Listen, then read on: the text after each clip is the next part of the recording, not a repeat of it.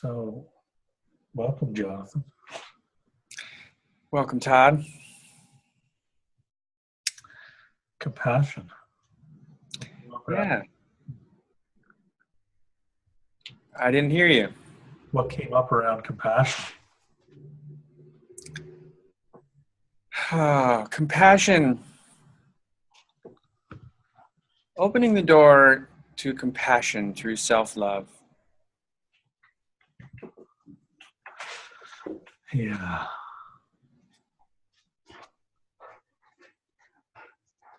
Where is it in my life that I believe it's okay that I don't love that about myself? Where is it in my life that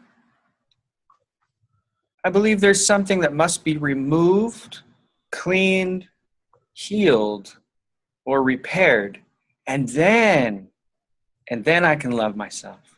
Yeah. Where is it within my being that I believe that, there's one more thing I need to learn? And I have to learn this. Now, when I learn this, then I can love myself. Yeah.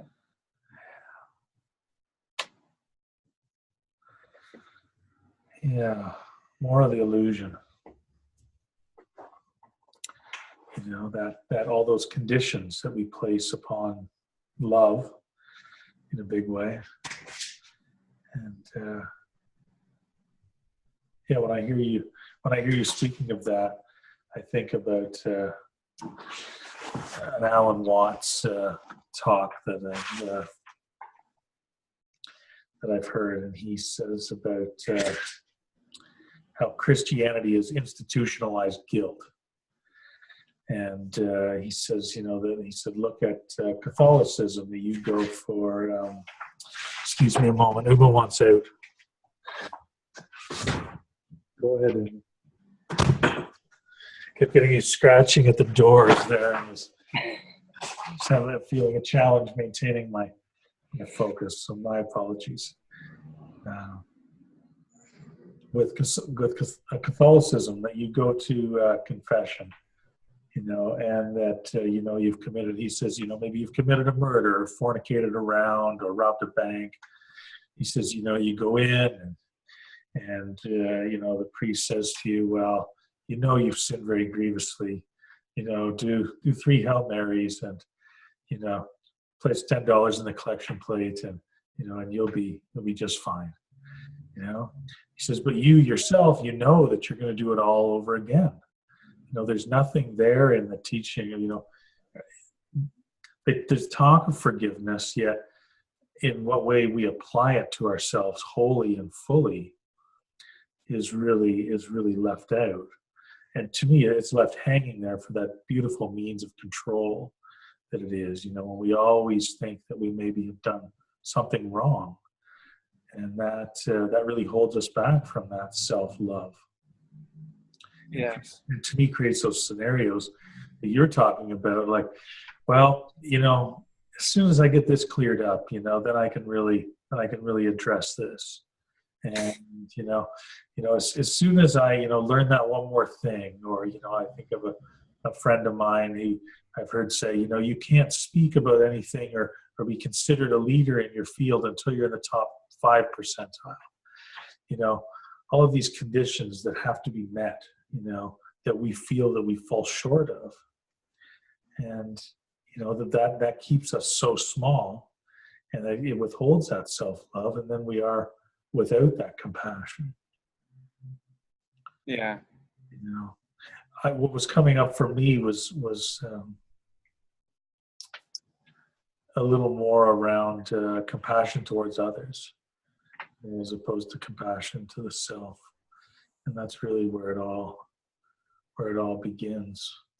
And what had come up for me was about compassion, and then I was drawn to this speech that I love of Robert Kennedy's that he made, speaking out against apartheid, and really knowing that one person can make a difference, and finding that place of following, connecting with the highest of laws and connecting with that which we know to be right in our own heart. And so in being with that for a few moments, and it led me really to that aspect of understanding, and how key that understanding is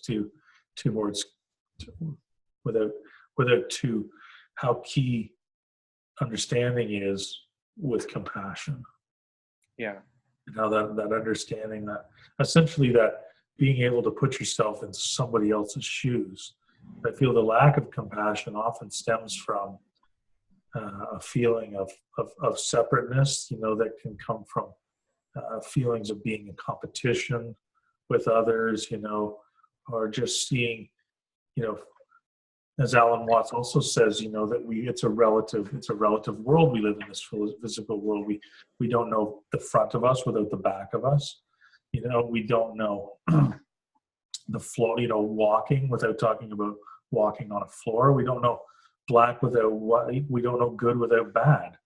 And that for all of us who feel we're good, we need those that are doing bad, so that we can feel better about ourselves. Yeah. And building up, so that self-love, or we feel, really what's coming from self-esteem in that instance, when we're then endeavoring to gain allies for our point of view, so that we can feel that our righteous stance on something is the most beneficial stance. And then we can make others wrong for being outside of whatever it is that we feel is most righteous. Yeah. So, coming to understanding, that everybody is doing the best they can with what they have to work with in each given moment. And that can be a colossal cop-out. It can also be a huge place for understanding to begin. And recognize that we're often without the knowledge of what's brought an individual to the place they're at. So that understanding then leads to consensus building, which we were talking about last week. We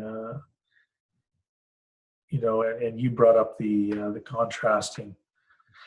contrast of compromise, being without compromise, yet being with consensus building.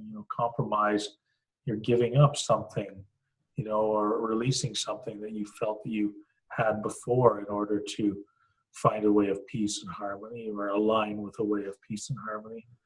In contrast, consensus building is really about that understanding, and that understanding what each stakeholder brings to the table, and whether their livelihood, their own way of being, their livelihood, their own way of being depends on something that it is that we're judging about them, and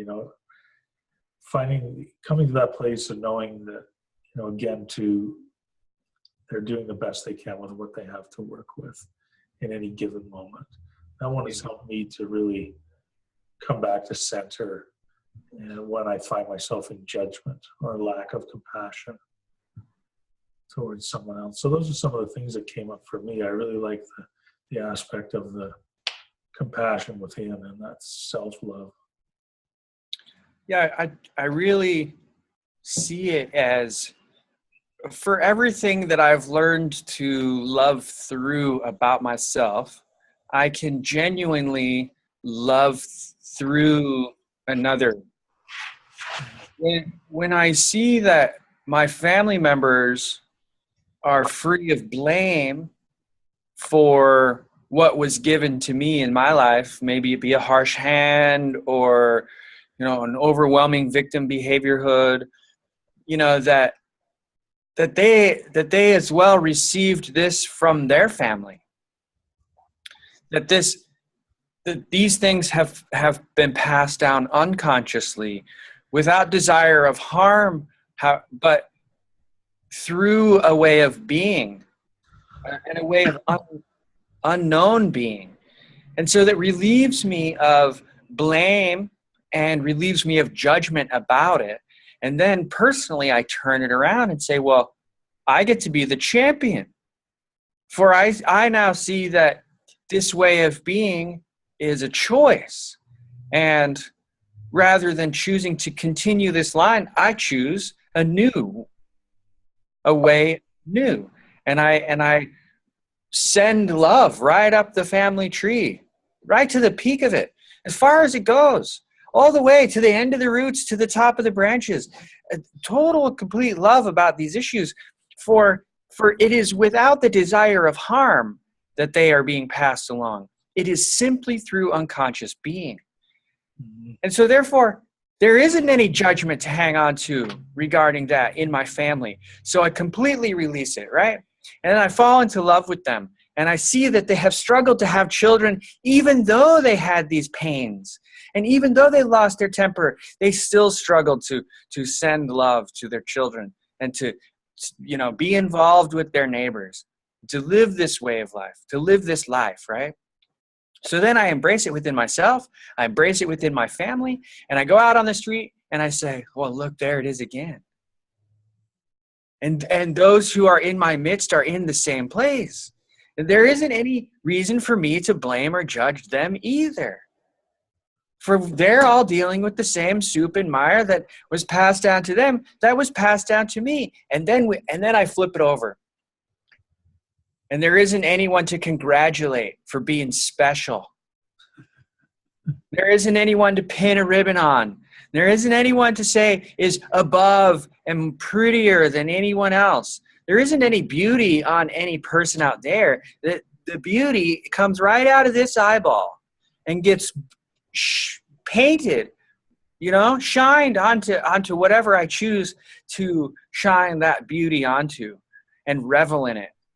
And maybe it's in a car crash where someone transpired, where someone, left their body in the car crash, and I can see the beauty and amazement of it. And I can see how this drama is then brought forth for the people who are still living to face themselves and to face their neighbors, to face their challenges within. And it's actually a striking moment, like lighting a match that gets them going in their life to really look at this moment and find a reason to revel in it, to find a reason to be truly and completely alive in this breath is the only one I have. I may not have another one. This one, and then I get to give it back. And then it comes into me and I give it forth. And so, as Dan Millman would say, there are no ordinary moments. This moment is the one of my living. And so where is there space for me to hold judgment? Where is there enough time in the day? There's only 24 hours in a day. How many hours of that day do I want to spend in judgment, anger, shame, pain, turmoil? And how many hours a day do I want to share that with others? Where is the benefit in that? And then once we've got the two sides on this materialism, well, then I'm challenged to go deeper into it all. As you're saying, between you and I, let's say we wouldn't know white without black. We wouldn't know good without bad. We wouldn't know peace without turmoil. And so even on a grand scale, how would the universe know the utter ecstasy of returning to peace without knowing turmoil? How would the universe experience that overwhelming joy of emerging from the storm into the light if there were no storm? If there were no storm, well, then there would just be the light, and that would be all grand and good there. But it would be without the returning to it. And the returning to it is amazing. And if forgiveness is that returning to the light. And so somebody comes around a corner and crashes into my bicycle, and I go tumbling, and we get up, and we've had this catastrophic collide, right? And parts have gone flying, and skin may be left on the road, and we have that volatile interaction. And then there's that point where we move back into grace about it. and I quite clearly say, well, if I hadn't have been there, this wouldn't have happened. So everything of my life led to this moment. What is it that I can gain from this moment? And maybe it's simply to turn around and jump for joy and say, hey man, are you okay? Who's at fault? Maybe it was the comet that went by, or maybe it was Mercury in retrograde. It's like people like to say, well, Mercury's in retrograde, so my life's all upside down. Like, I don't know what little thing happened that I can point blame to. I do know that there's more happening in life and in reality than I can ever account for. And so, do I want to blame it and judge it and call it different colors? Or do I want to revel in it? And when I realize that I want to revel in it, a greater awareness about its fullness comes to fore, comes to my awareness. There was a death in the family through a volatile interaction of somebody else, and that person took their life as well. And in that process, a family member said, there was a point in my life where I thought murder was okay. There was a point in my life where I thought, well, if someone's coming after my wife and daughter, in great violence, it would be okay for me to murder them. Or, if someone was coming after me, wanting to kill me, it would be okay to kill them. However, after this dire circumstance, that family member said, but now I see it's all without justice. That idea of casting out vengeance on those who mean harm. There's just more harm. Yeah, like a war on terror. Like the what? Like the war on terror. Yeah. It's more terror. Yeah.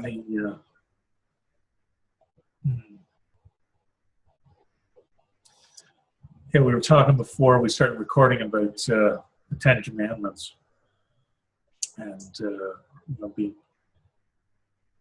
connection of law through that. There's a learning I was in a few years ago. It was expressed that the Ten Commandments have been usurped by absence, and that really there is three laws.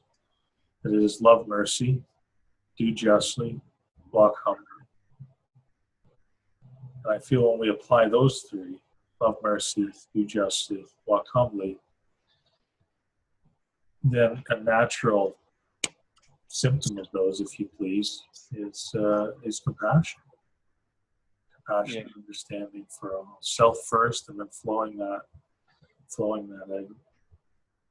It's something that I really realized or remembered, particularly during our time in Kauai this year, was that as we heal, as we extend compassion to ourselves, we're healing that whole lineage.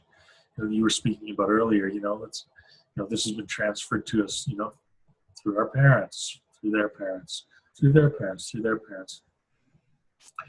So as we heal this within ourselves, as we bring this compassion to it, as we bring this agape, this unconditional love to ourselves, we heal this, and through the beauty of the energy, we clear that, not only for us, but also forwards and backwards within our lineage, so we can clear that fear that has come up and allow it to be sent back to the wind and returned as beneficial energy, and remembering that we, in each moment, we have the opportunity to do that, so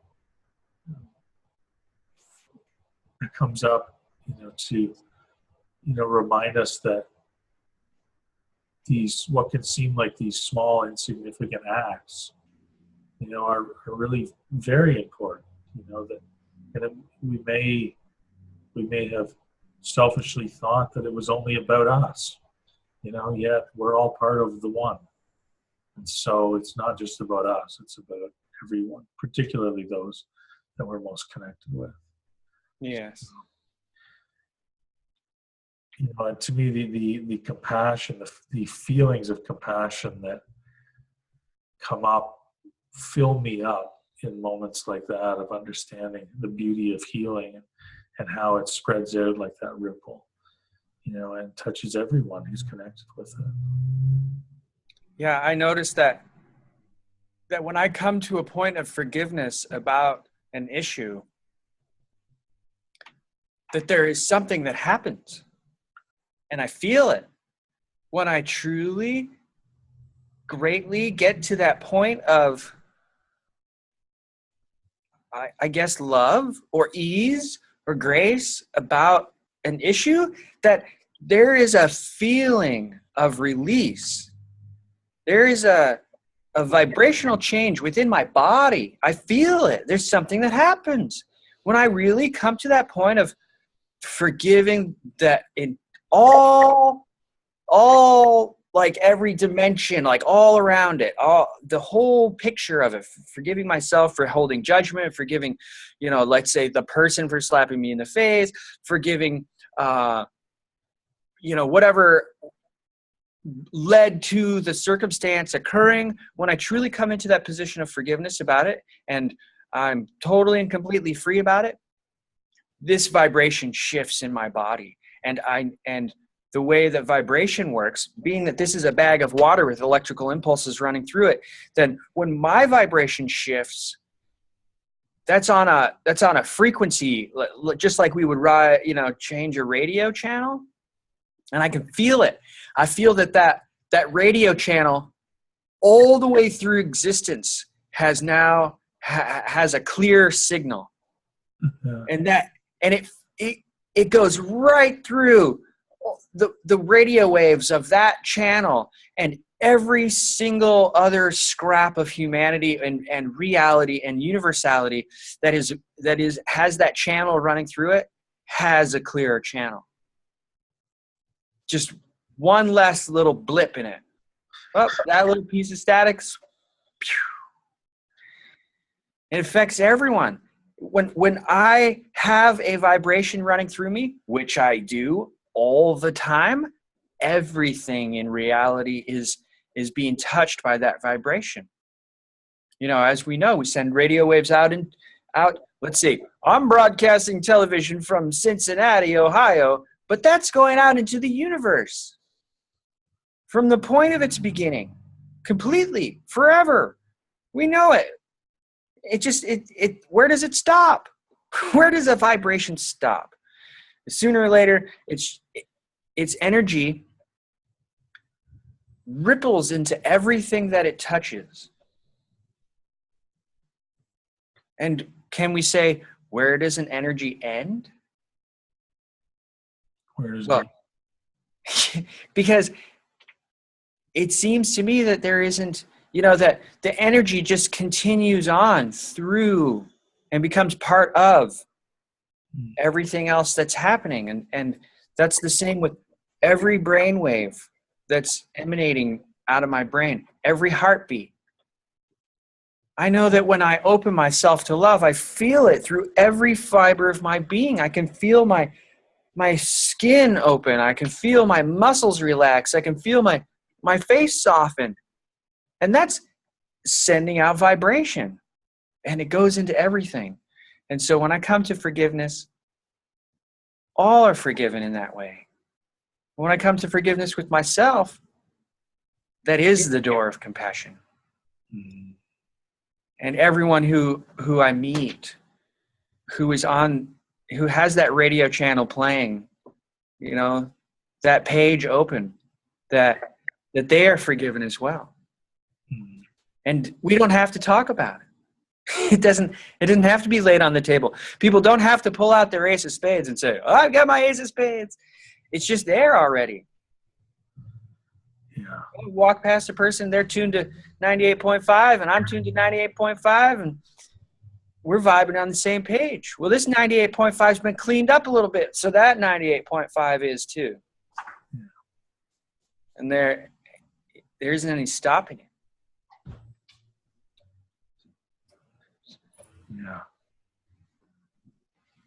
And it's one of those things we can't tangibly know how it works. I mean, we see science is pointing closer and closer to it, yet It's something when we talk about what feels like, when we discern truth with our own heart, by what we feel in our heart about it, by what our gut, our inner child says about it, that we know that that is truth. That healing takes place on that level, and that our impact to influence everything around us is huge. And yet these things are held back from us. And that's part of the impetus for humans being, is for us to share, what we truly are about, what it means to be authentic, and what it means to live in truth, and to be truly honor what we are. It's been coming up just in the last couple of weeks since being home. I'm going to take a brief pause again and let Bijou wishes to be outside of the studio. Hey, Bijou.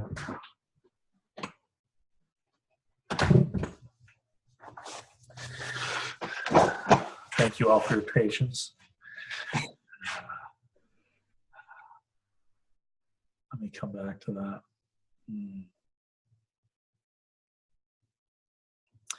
Yeah, over the last couple of weeks, really determining, what is my main, what do I have to offer? What is it that's coming through me that I really wish to share right now? What is the crux of that, if you will? And what's really coming through is, that we have the opportunity in each moment to be what we truly authentically are. And that, what comes up for a lot of us is, this, like we're talking before about these suppressed emotions, these suppressed dark corners of our consciousness that, we've shoved underneath that couch or in that closet, hoping it will never see the light of day once, again, will never cross our mind yet. As I've remembered recently, that emotion is truth. And as long as we suppress emotion, we are suppressing the truth. And the interesting thing about these emotions is that we unknowingly have behavioral responses based on these suppressed emotions. And, so really what it comes down to for me is, for us all to really look at what we have suppressed, what we're not willing to look at, what there's so much fear that we really go into, because that's what holds us back in our relationships, with those that we're closest with, and even those that we just have light interactions with, be them, we aim for light interactions of the capital L, capital I, capital G, capital H, capital T variety, but it can be all. And, so really, what that leads me to is really that, the responsibility is ours. The responsibility is ours to recognize that, that we can come from a more beneficial place of existence. That when our consciousness is aligned with what we truly are, and we are without these suppressed thoughts and feelings and emotions that are coming up that are causing behavior responses that aren't in line or aren't aligned with what we truly are, so that the onus, really the responsibility is with us to recognize what those are and at least be able to have awareness of them. It doesn't matter if we don't have to deal with them all right away.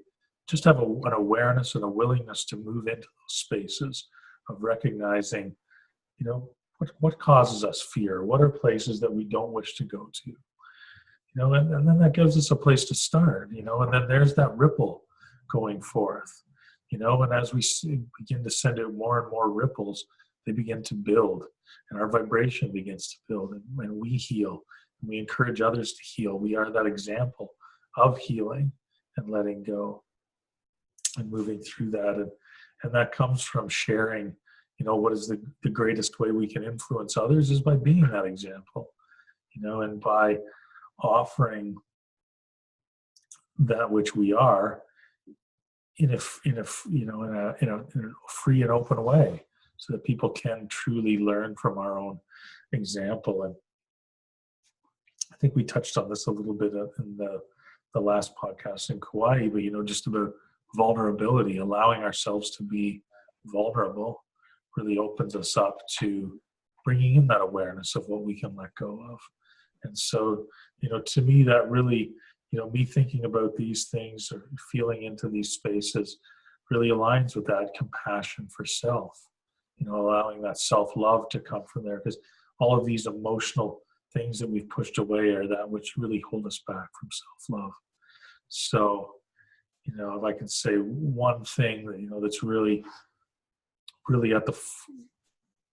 at the edge, at the leading edge for me right now, is about, taking responsibility for what we truly are. And within that taking of responsibility, or alignment of responsibility, is then an alignment with clearing away that which holds us back from being truly what we are. And in that, compassion is so key, is so important. So being compassion. Yeah, I love that. I know that there is an opportunity in my life of being responsible with everything that I've brought forth. Being responsible with it, I